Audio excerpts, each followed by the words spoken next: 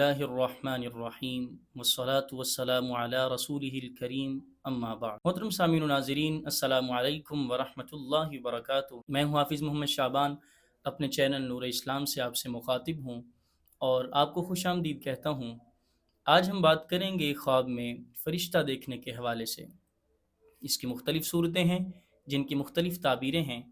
اگر آپ بھی ان تمام صورتوں کی تعبیریں جاننا چاہتے ہیں تو ہماری آج کی ویڈیو کو آخر تک لازمی دیکھیں، اور اگر ابھی تک آپ نے ہمارے چینل نور اسلام پوڈ کاسٹ کو سبسکرائب نہیں کیا تو اسے سبسکرائب کر لیں اور ساتھ میں دیے گئے بیل آئیکن کو ضرور کلک کریں تاکہ ہماری آنے والی ہر نئی ویڈیو آپ تک بآسانی پہنچ سکے۔ آئیے ہم شروع کرتے ہیں آج کے اپنے موضوع یعنی خواب میں فرشتہ دیکھنے کے حوالے سے۔ اگر کوئی شخص خواب میں دیکھے کہ فرشتہ اسے جنت کی طرف لے کر جا رہا ہے تو یہ اس بات کی طرف اشارہ ہے کہ صاحب خواب یعنی خواب دیکھنے والا شخص دونوں جہان کی مراد کو پہنچے گا، یعنی دونوں جہان کی بھلائیاں پائے گا۔ خواب میں دروغ جہنم دیکھنا مصیبت میں گرفتار ہونے، رزق کے تنگ ہونے، مصیبت اور تکلیف کے درپیش آنے کی علامت ہے۔ ایسا خواب دیکھنے والے شخص کو چاہیے کہ وہ صدقہ کرے اور استغفار بھی پڑھے، چونکہ صدقہ آنے والی مصیبت کو ٹال دیتا ہے۔ خواب میں فرشتے کو گھر آتے ہوئے دیکھنا دلی مراد پوری ہونے، رزق میں برکت ہونے،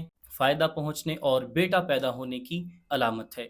خواب میں فرشتے سے باتیں کرنا تو انشاءاللہ العزیز خواب دیکھنے والا شخص شہادت کی موت پائے گا۔ خواب میں فرشتہ دیکھنا دولت پانے، خیر و برکت پانے اور بلند مقام و مرتبہ حاصل ہونے کی علامت ہے۔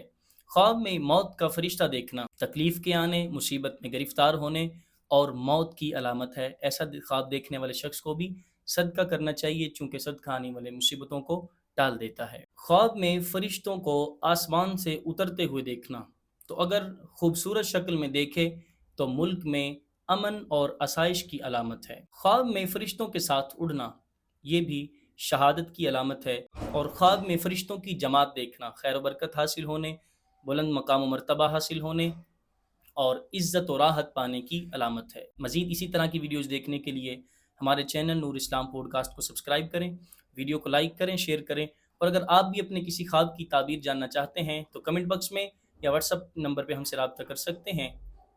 اللہ ہم سب کا حامی و ناصر ہو۔